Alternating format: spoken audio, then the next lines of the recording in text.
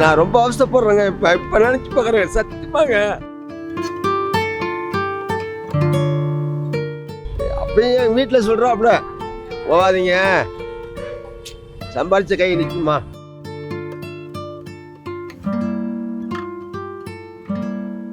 காசுக்கு ஆசைப்பட்டு ஓட்டுனேன். இன்னைக்கு என் நிலைமை பார்த்தீங்களா? அதான் உண்மை. சத்தியமா பொண்டாட்டி பஞ்ச கேட்காத போனதான் இப்ப நான் தப்பு பண்றேன். வணக்கம் சார், உங்க பேர் என்ன? என் பேர் பழனிவேல். ஓகே, நீங்க என்ன பண்றீங்க? நான் பிச்சை தான் எடுக்கிறேன் ஐயா. ஓகே சார், நான் உங்களுக்கு சில கேள்வியெல்லாம் கேட்குறேன். ஓகேவா? நீங்க வந்து நெக்ஸ்ட் ஜென்ரேஷன்ல அடுத்த ஜென்மத்தில் நீங்க யாரவா என்னவா பிறக்கலாம்னு ஆசைப்படுறீங்க? எப்படிலாம் வாழணும்னு ஆசைப்படுறீங்க? எந்த ஊர்ல பிறக்கணும்னு ஆசைப்படுறீங்க? நான் சொந்த ஊர் பெரம்பலூர் ஐயா. ஓகே. எனக்கு ஒரு பொண்ணு ஒரு பையன், பாப்பா கல்யாணம் பண்ணி கொடுத்துட்டேன். பையன் 12வது படிக்கிறான். இதுதான் என் வாழ்க்கை. ஆனால் வந்து அடுத்த முதலமைச்சர் வந்து எனக்கு தெரிஞ்ச வரைக்கும் அஜித் வரலாம். அஜித்தா? என்னங்க வித்தியாசமா சொல்றீங்க? ஆமாம்மா, விஜய் விஜய் நிற்கிறாருங்க. அஜித் நல்ல மனுஷங்க. எனக்கு அடிப்படத்துக்கு 1.5 லட்ச ரூபா காசு கொடுத்தாரு. அம்மா, விஜய் எங்க செய்யறாரு? விஜய் கிட்ட என்ன இல்லை பணமா? நீங்க விஜய் கிட்ட கேட்டீங்களா இது மாதிரி நான் ஹெல்ப் பண்ணுங்கன்னு? நான் விஜய் கிட்ட போல, அஜித் தான் எனக்கு ஹெல்ப் பண்ணாரு. எனக்கு அஜித், நான் எப்போ அப்பலேருந்து அஜித் ரசிகர் தான். நாங்கள் ஒரு 200 பேர் இருக்கோம் அஜித் ரசிக்கிறேன். எனக்கு சங்கமே இருக்கு ஊரில். ஆமாம், மாதமானா காசு அனுப்பிவிடுவார். இந்த மாதிரி என்ன, இந்த மாதிரி அடிபட்டுச்சுன்னா அப்படின்னா. லாரி டிரைவர், 33 வருஷம் வண்டி ஓட்டினேன். இப்போ 3.5 வருஷம் ஆச்சு ஆக்சிடென்ட் ஆகி. கோயம்பேட்டு வந்து சரக்கு ஏற்றிட்டு வருவேன். பெங்களூர், ஊட்டி அந்த லைனில் போயிட்டு வருவேன். 3 நாள் கண்ணு ஓட்டினேன். அதனால அப்படி ஆக்சிடென்ட் ஆகிடுச்சு. மிஸ் ஆகிட்டேன். எல்லாருக்கும் நான் ஒரு அட்வைஸ் சொல்றேன். நிச்சயமா உங்களுக்கு தூக்கம் வந்துச்சுன்னா கொஞ்ச நேரம் தூங்கிட்டு நல்லா ஃபேஸ் வாஷ்லாம் பண்ணிட்டு ஃப்ரெஷ்ஷாக நீங்கள் தெளிவாக இருந்தால் ஓட்டுங்க. உங்களாலையும் எதிர்க்க வர மக்களுக்கும் அவங்களாம் சந்தோஷமா வருவாங்க, கார்ல வருவாங்க, வருவாங்க. ஆபத்து தானே. அது மாதிரி இன்சிடென்ட்லாம் நடக்கவே கூடாது. இது மாதிரி லாரி டிரைவரோ யாரா வேணாலும் இருக்கட்டும், உங்களுக்கு ஓட்டும் போது தூக்கம் வந்துச்சுன்னா தயவு செய்து ஓட்டாதீங்க. வண்டியை நிறுத்திட்டு ரெஸ்ட் எடுத்துட்டு அப்புறமேட்டுக்கு நீங்க தெளிவா இருந்தீங்கன்னா ஓட்டுங்க. இல்லாட்டி ஓட்டவே ஓட்டாதீங்க. அதனால மற்ற பேரும் வந்து பாதிப்பாங்க. அதனாலதான் உங்களுக்கு இப்படி நீங்க தூக்கம் வந்துச்சு தூங்கணும். ஓகேவா? தூக்கம் ரொம்ப முக்கியம். ஆமா, மெயினா தூக்கம் தான் முக்கியம். நீங்க அசால்ட்டா இப்படி கண்டினியூ ஓட்டுறேன்னு ஓட்டிட்டு இதனால எது காசுக்கு ஆசைப்பட்டு ஓட்டுனேன். இன்னைக்கு என் நிலைமை பார்த்தீங்களா? அதான் உண்மை. காசெல்லாம் இன்னைக்கு நாளைக்கு எப்ப வேணா சம்பாதிச்சுக்கலாங்க. ஒரு போயிடுச்சுன்னா என்ன வருமா? நான் ரொம்ப அவசரப்படுறேங்க. இப்ப நினைச்சு பாக்குறேன் சத்தியமாங்க. பாத்தீங்களா? இப்ப நினைச்சு பாக்குறேன். இப்ப வந்து நீங்க தூக்கத்தை தொலைச்சிட்டு தான் இருப்பீங்க. அப்ப நல்லா தூங்கி இருந்தா இப்ப நீங்க எப்படி இருந்திருக்கலாம்? இப்ப நினைச்சு பாக்குறேங்க. என்ன பண்றது, என் வாழ்க்கை அதான். எப்பா தம்பிக்கு ஒரு கல்யாணம் பண்ணி வைக்கலான்ட்டு அப்பயும் வீட்டுல சொல்றாப்ல போவாதீங்க, சம்பாரிச்ச கை நிக்குமா. கிளம்பும் போதே போகாதீங்கன்னு சொன்னாங்களா? பாத்தீங்களா? நான் மீறி வந்தேன். கடவுள் வந்து ஒரு இதுதான் கொடுப்பாங்க, இது தான் கொடுப்பாங்க. நீ போகாதான்னு சொன்னா அப்ப யோசிக்கணும். அப்ப நீ போக கூடாது போல யோசிச்சு நின்றுட்டு இருந்தீங்கன்னு வச்சுக்கோங்களேன், நீங்க தப்பிச்சிருக்கீங்க.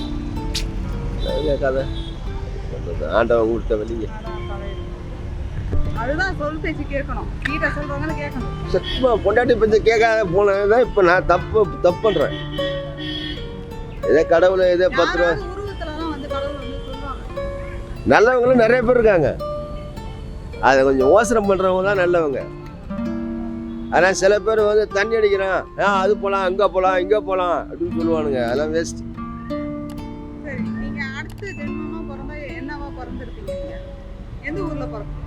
அடுத்த ஜென்மம் இருந்தால் நம்மளுக்கு சாவுதான் ஐயா. 56 வயசு ஆகுது.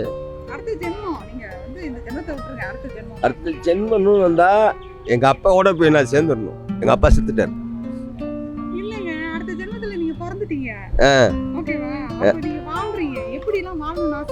அப்படிலாம் வாழ நல்லா இருந்தா என் பையன் வாழ்ந்து போறாங்க.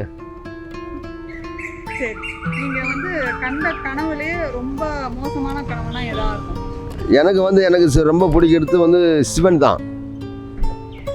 கேக்குற கேள்வி உங்களுக்கு புரியுதா இல்லையா? புரியுதுங்க. நான் எனக்கு சிவன் 21 கோபுரம் ஸ்ரீரங்கம் சாமி தான் எனக்கு ரொம்ப பிடிக்கும். ஓகே.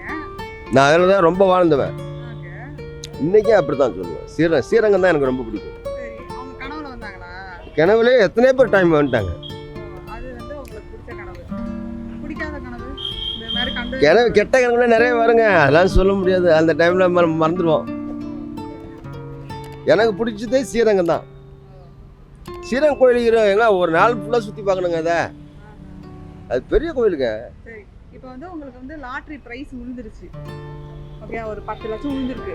ஆமாம். ஓகே, அதை வச்சு நீங்க என்னெல்லாம் பண்ணணும்னு அதை ஆசைப்படுவீங்க? இப்போ வச்சு எதுக்கு வந்து ஒருத்தவங்க வந்து பிச்சை எடுக்கிறவங்க வராங்கன்னு வச்சுக்கோங்க, அவங்களுக்கு என்ன பண்ணலாம் நினைப்பீங்க? இதே என்னால் என்கிட்ட இருக்கிறது நான் செலவு பண்ணுவேன். என்னால் முடிஞ்ச உதவி எல்லாத்துக்கும் பண்ணுவேன். இப்போ நீங்கள் உதவி பண்ணுறீங்களா எனக்கு, அதேமாரி என்னால் முடிஞ்சது நான் பண்ணுவேன். கண்டிப்பாக. நீங்க வந்து ரீசெண்டா சொன்ன பொய் இது. நல்லவர் தான் ஓனர் இருப்பேன். நல்லவருக்குலாம் பொய் சொல்லாதீங்க. நல்லவரோ கெட்டவரோ பொய் சொல்லக்கூடாது. ஏன்னா அந்த கர்மா வந்து நம்மளை தாக்கிடும். என்ன பண்றது?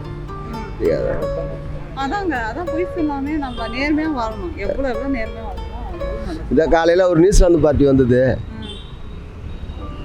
சாப்பிட்டீங்களான்னு சாப்பிடல சாமி அப்படின்னு 200 ரூபா காசு கடுத்து பாக்கெட்டில் வச்சு போயிட்டே இருந்தது. அது பிடிக்க நியூசிலாந்துக்காரங்க அவங்க நியூசிலாந்துல வந்து ஹெல்ப் பண்ணிருக்காங்க.